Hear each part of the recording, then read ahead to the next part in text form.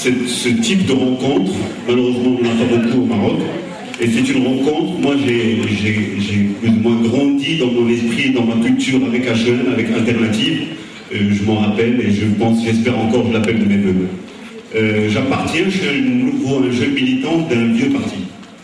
C'est pas facile. Au quotidien, je traite avec des gens qui ont mon âge en action militante ou en action politique. Et donc on vous dit toujours, comme le Souriat démocratique ou le Souriat terrien, on vous dit toujours, taisez-vous, nous on sait ce qu'il faut faire. Moi je veux juste rappeler le sens d'un mot qu'on n'utilise pas beaucoup et qu'on oublie quand on est dans une campagne électorale, c'est le mot peuple. C'est un mot qui a une charge tellement importante, est-ce nous le peuple dans cette salle, ces militants, ces acteurs politiques, est-ce ceux qui sortent tous les dimanches, et ceux qui sont dans les villages qui s'attendent à un hiver assez rigoureux et qui voient venir des gens avec des flyers et des dépliants électoraux. Je me pose la question, est-ce que aujourd'hui la campagne électorale qui s'annonce représente réellement des enjeux pour le peuple? Ça représente des enjeux pour les formations politiques que nous représentons tous, et je me suis engagé politiquement parce qu'à un moment donné j'ai estimé qu'il fallait plus que je reste dans mon rôle de spectateur, et je salue certains visages que je reconnais dans cette salle qui ont fait le même choix. Mais sincèrement, dans mon parti, beaucoup de voix s'élèvent et discutent beaucoup de choses, y compris nos alliances actuelles. Rien n'est figé, vous savez. On parle du G8, c'est votre qui en a parlé. Ne croyons surtout pas que ce sont des choses-là qui sont de l'ordre du définitif. La politique veut que l'on puisse se positionner avant la campagne électorale, c'est déjà respectable, parce que c'est une manière de trahir la voix du peuple que de se positionner après la campagne électorale. La raison voudrait que l'on soit clair dans nos propos, ça l'est. Mais aujourd'hui, permettez-moi juste de rappeler quelques faits.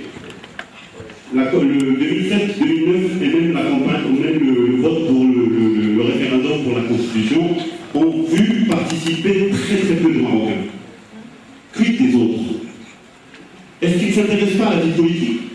Est-ce que la vie de leur pays ne les intéresse pas? Je pense que oui. Je pense que vous tous, vous le pensez aussi. Ils s'intéressent. Mais leur non-participation est une prise de parole en soi, est une prise de position.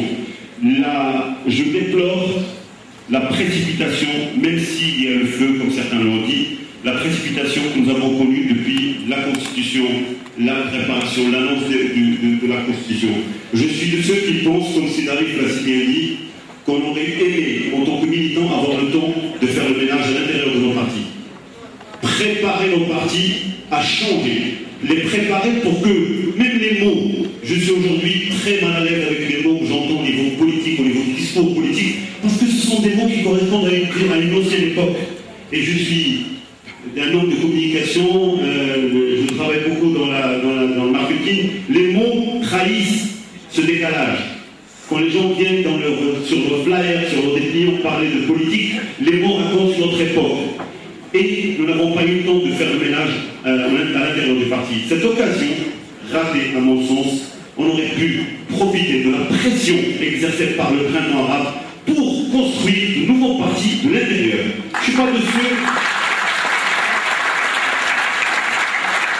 ne suis pas de ceux qui pensent qu'on a besoin de nouveaux partis. Je suis de ceux qui pensent qu'il faut entrer dans les partis, les secourir de l'intérieur. Mes parents agriculteurs avaient cette vision des choses. Les vieux arbres, il faut les secouer de temps en temps, ça donne de meilleurs fruits l'année d'après. Mais ensuite, une fois qu'on aurait secoué, moi je pense aussi que même la campagne électorale se présente dans des conditions extrêmement difficiles. Je salue le talent de Monsef Belkhiat, je salue le talent de tous ceux qui ont pris la parole ce soir, mais on ne peut pas cacher une vérité. Les programmes électoraux sont approximatifs, y compris ceux de mon parti. Mon parti a fait de très belles promesses, très limitées. On était peu, mais assez efficaces pour dire n'allons pas dans tous les sens, promettons des choses réalisables. Et malheureusement, même ces choses réalisables, aujourd'hui, est-ce que nous avons un public qui nous écoute? Qui d'entre vous peut faire l'effort de sortir dans la rue, faire du porte-à-porte avec un flyer ou avec le plus beau programme et toute la sincérité du monde? Et vous verrez que les gens ne vous écoutent pas, parce que les gens ont été échaudés, déçus par les partis de gauche, par les partis de droite, par toute la classe politique.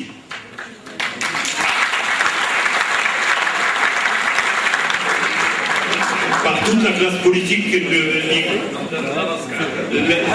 de tous. Ce n'est pas parce qu'on n'a jamais, c'est pas parce que le président n'a pas encore pris la responsabilité qu'on n'est pas en train d'aller vers une déception à venir. Mais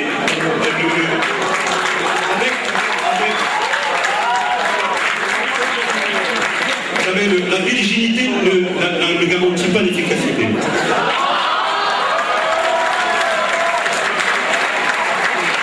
Mais la virginité est importante quand même. On parle de politique. Alors, pour revenir à mon sujet, il est important pour nous aujourd'hui de relativiser. Il est important de relativiser tout ce qui se dit. Pour être cohérent, pour espérer, et parce que c'est le vœu de mon parti et des jeunes de mon parti, pour espérer la reprise de la construction après la campagne électorale. Parce que si on considère que tout est bon, on a fait la Constitution, le texte constitutionnel est magnifique, pour ceux qui ont pris la peine de le lire. Nous allons devant d'une campagne électorale, il y aura forcément un gagnant.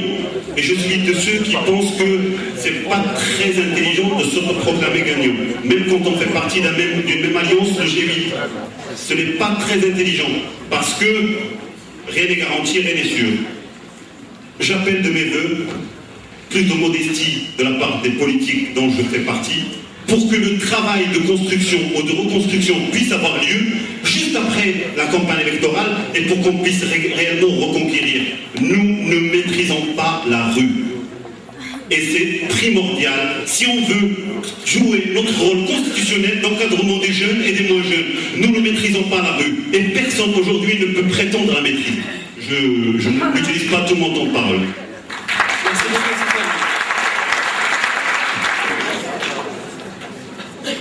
Ça va être très rapide. Dans mon parti, on a travaillé sur un programme qui vise la pluralité, réellement la pluralité culturelle, politique et économique. On pense beaucoup dans notre programme, évidemment, aux zones défavorisées, le monde rural. On le repense dans la mesure où cet espace rural, on a toujours pensé que c'était un problème pour le Maroc. Je pense que c'est une des grandes chances du Maroc, c'est le rural. Et j'espère que ça sera intégré de cette manière-là dans tous les plans d'action que nous mettrons sur place. Je vais être très sincère. Je me méfie beaucoup des discours où on cite plusieurs fois le roi, on dit Sidnag. Je me méfie de ça parce que je pense qu'aujourd'hui, avec la nouvelle constitution, il est temps qu'on commence à jouer au foot, nous. On fait nos matchs, on fait le match. Je suis convaincu que Monseigneur Riyad a fait de l'excellent travail au niveau de son ministère. Je suis convaincu. Je pense que je lance un appel à tous les politiques dans mon pays, à commencer par ma propre personne et mes amis et les gens qui sont changeants de discours. Très souvent, des idées pertinentes sont placées, sont rejetées par le peuple parce que la manière de les exprimer n'est pas bonne. J'attends les questions de la salle.